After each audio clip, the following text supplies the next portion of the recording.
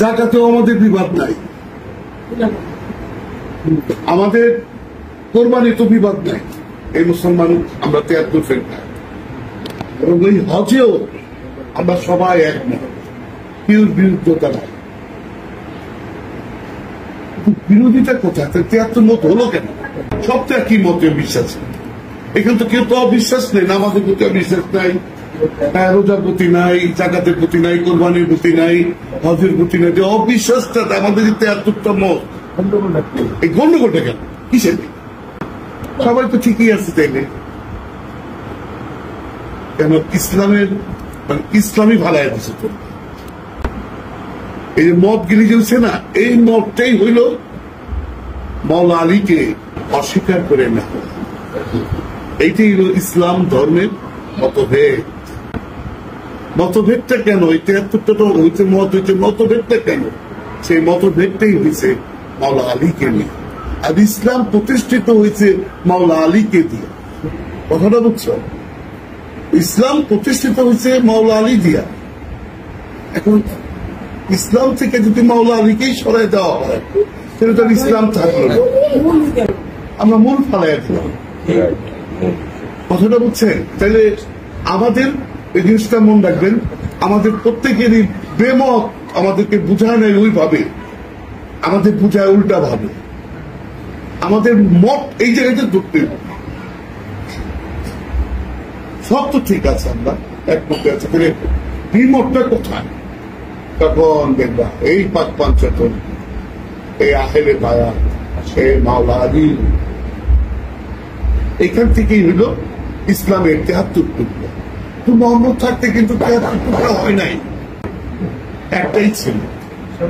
মনেরটা মনে কি ছিল তা তো জানি না, হ্যাঁ, কিন্তু একটা মতই ছিল সবাই। রাসূল পাক সাল্লাল্লাহু আলাইহি ওয়াসাল্লাম ওফাতের পরে আবার উনিও বলে গেছেন, আমার দল 3 কোটি 13 ভাগে ভাগ। তোরা বুঝছেন? এটা হাদিসে বলছে।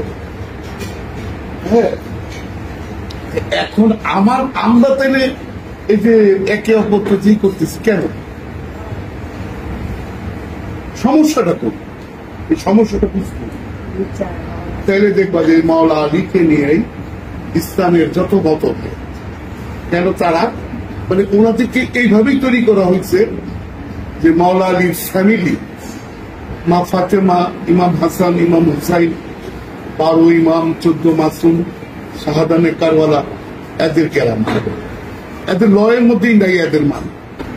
ওই ইসলাম কি আর আছে? মোহাম্মদ ইসলাম বলতে গেলে গর্দান গাইটা ফেলবে। যদি রাসূল পাক সাল্লাল্লাহু আলাইহি ওয়াসাল্লামের ইসলাম বলতে যাই, আপনারা গলা কেটে ফেলবেন। কেন? আল্লাহ বুঝেন কিভাবে তারা সেট করে রাখছে যে মাওলা আলী এই পাক পাঞ্চাতন, 12 ইমাম, 14 মাসুম, শাহাদানে কারবালা, একে ওইভাবে না। সেটা তো আওলাদে রসুল। এই আওলাদে রসুলের বিপক্ষে যাওয়া তো নিজের শরীর নিজে আনা, সেটা বুঝছেন না? এদের কাছে এটা তো সন্দেহের বস্তু না। সন্দেহ করবো তারা যারা দুনিয়া নিয়ে থাকতে চায়, যারা এই দুনিয়াকে বেশি ভালোবাসছে, তাদের তারা। কেননা মাওলা আলীর প্রেম এটা অন্যরকম প্রেম রে বাবা। সারা বিশ্বে নামাজে এক, রোজায় এক, জাকাতে এক, কোনো বাধা নাই, কোনো ফেরকা, কোনো ই নাই। আল্লাহ রাব্বুল আলামিন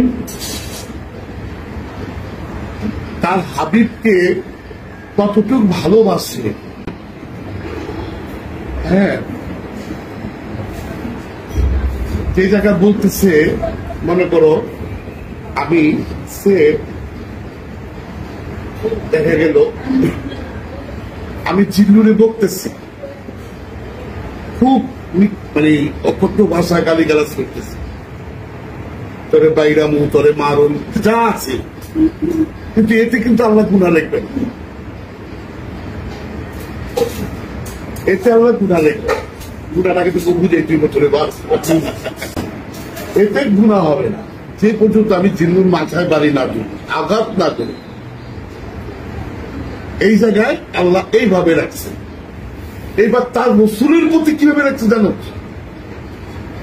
তার রসুলের প্রতি রাখছে, তাকে যদি তুমি মনে মনে চিন্তা করো যে আল্লাহ আলাদা রসুল আলাদা, তাহলে তুমি কাফের। তাহলে সে কতটুকু মহব্বতের ছিল, সে কত বড় আশিক যে ওই জায়গায় মনে মনেও সন্দেহ করলে তোমার ছাড় নাই। তুমি যদি মনে মনে আলাদা করো যে না এই দুইজন আলাদা, কোরআন আমার কথা না, কোরআন বলতেছে আপনি কাফের 100%। হুমুল কাফিরুন হাক্কা। এটা বুঝেন তার হাবিবকে সে কিভাবে রাখছে। এমনি করে আপনাকে একটা একটা করে জানাবো যে মোল্লারা কেন পারে না, এরা তো গ্রহণ করবে না। এরা ইসলাম গ্রহণ করলে তো আর 16-এর যুদ্ধ হয় না, হ্যাঁ, জঙ্গে জামালের যুদ্ধ হয় না, নাহানুর যুদ্ধ হয় না। যত যুদ্ধ হয়েছে রসুল পাকের সময়, রসুল পাকের সময় যখন যুদ্ধ হয়েছে সেটা তো একরকম, আর রসুল পাকের ওফাতের পর এই যুদ্ধ হয়ে গেছে। হাই নিজে করা নিজে, সব নিজেরা নিজে একেবারে লগে লগে পোল্টি মাওলা আলীর বিপক্ষে। কিন্তু মাওলা আলীকে কিন্তু সবাই চেষ্টা করছে। যখন রাসূল পাক হাত ধরে বলল আমি যার মাওলা আলী তার, কথাটা বুঝছো? কিন্তু বিষয়টা এটা ছিল মনে।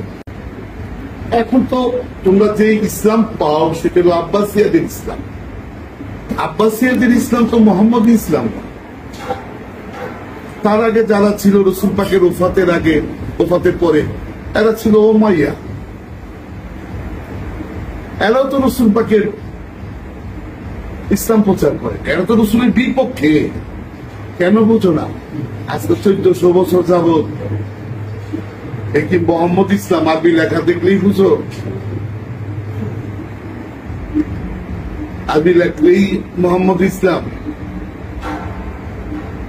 1446 বছর চলতেছে। আমি লিখিত দিয়ে বাড়ি তো এই 1446 বছর মোহাম্মদ ইসলাম তাদের দ্বারা এক ফোঁটা অপচার। মোহাম্মদ ইসলাম প্রচার করছে অলিরা, আউলিয়া, মুমিন। এটা তো মাদ্রাসা পাশ করা মোল্লা মুন্সির দ্বারা না। ওই মোল্লা মুন্সি এখনো জানে না যে আমান আর মুমিনের পার্থক্য। ওই আমান আর মুমিনের পার্থক্য না জানলে কি জানবো? ও বাবা, অনেক কইয়া দিলে তাহলে ওই বুঝবো যে আমান আর মুমিন পার্থক্য থাকে। আর না তো সারা জীবন গাউরানি করতে থাকবে। তারপর দেখো রহমান আর রহিম, দেখো সে কিভাবে কইরা গেছে, কিভাবে কইরা গেছে।